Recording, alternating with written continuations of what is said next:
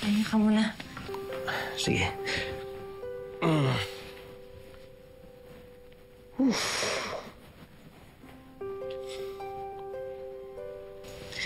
Gerald, kahit hindi mo kasama si Betsy, sana masaya ka pa rin.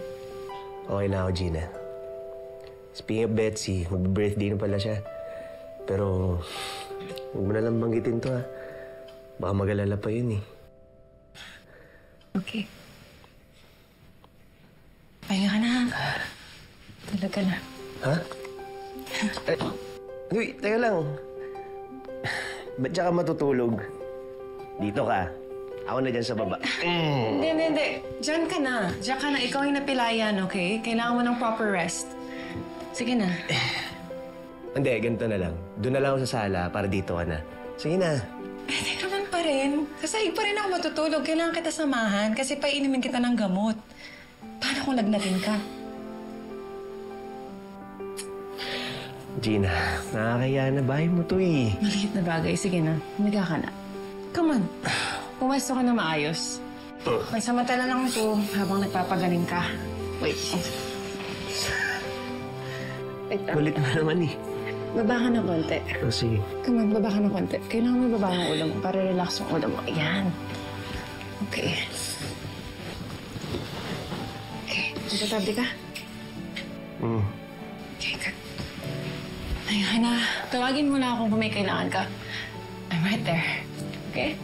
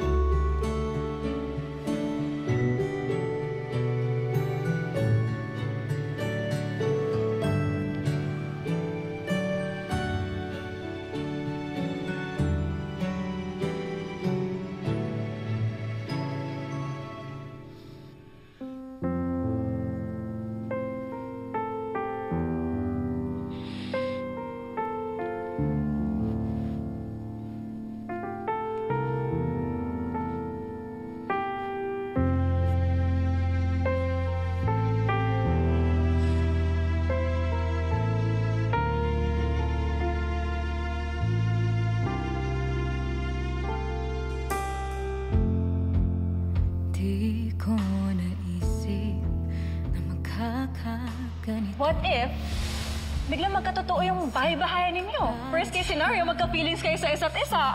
It's not enough reason para ipamigay mo yung singlehood mo sa isang taong katulad nun. Gina, mahal mo ba si Jana? Dahil sa pagkakamali ay nabago takbo ng mundo. Wala na ba ang dating tayo at sa gitna ng lahat umaasa na mababalik pa ang dating pagsasama.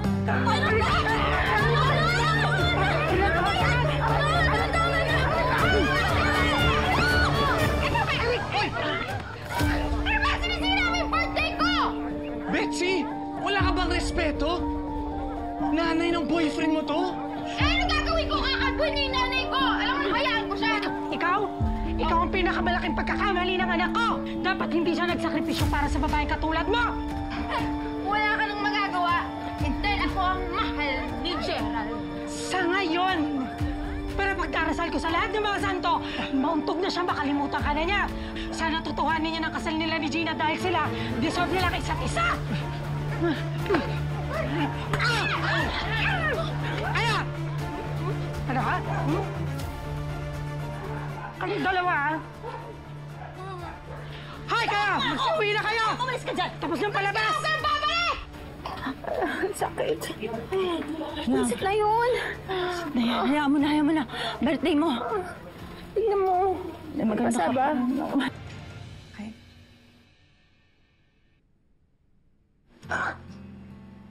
Sorry.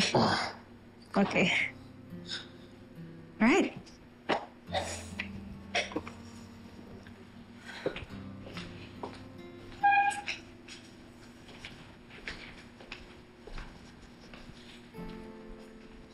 Feel better.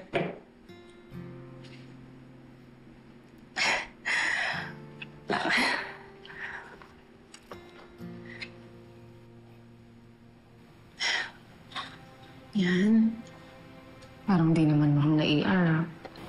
Be! Be! Be! Be! Be! Be, gising na, Be! Be, gising na! Gising na, wala na akong pera, Be! Teka na, gising ka na!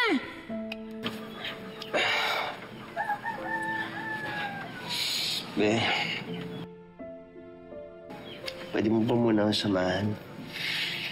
Samahan ang pakiramdam ko eh. Bigat ng katawan ko. Eh, magamot ka na lang. May pasok pa ako. Wala na akong pera, Be. Nasa yung bag mo. Kuha akong pera. Ako na.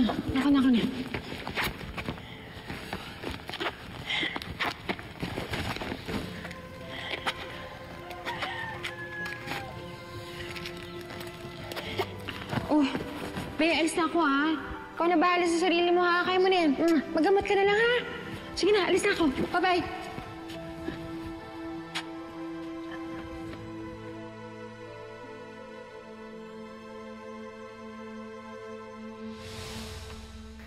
Salamat, Gina. Pero masyado mo na ako ini-spoil eh. Tsaka, parang, kaya ko naman na... Oo. Okay, kaya mo, pero huwag mong bibiglaan, okay?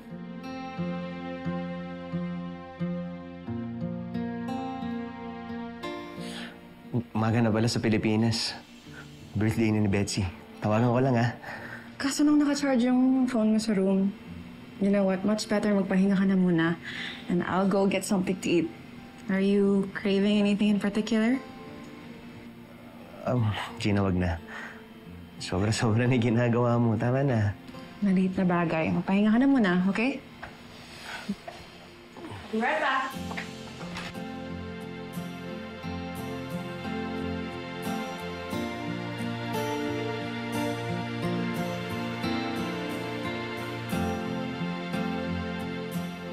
Thank you, Miss Gretchen.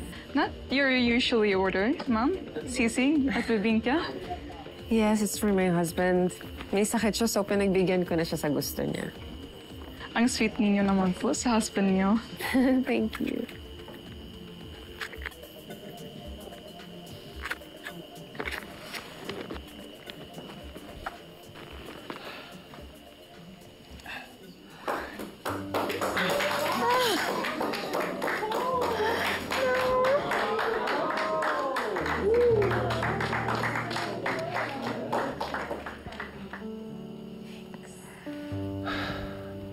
Baby, I know it's been a few months, but I knew right away that you're the person I want to spend the rest of my life with. I've been in a long relationship before, but I've never felt this kind of urgency to be with you, to want you as my partner for life. Will you please marry me? Yes, baby!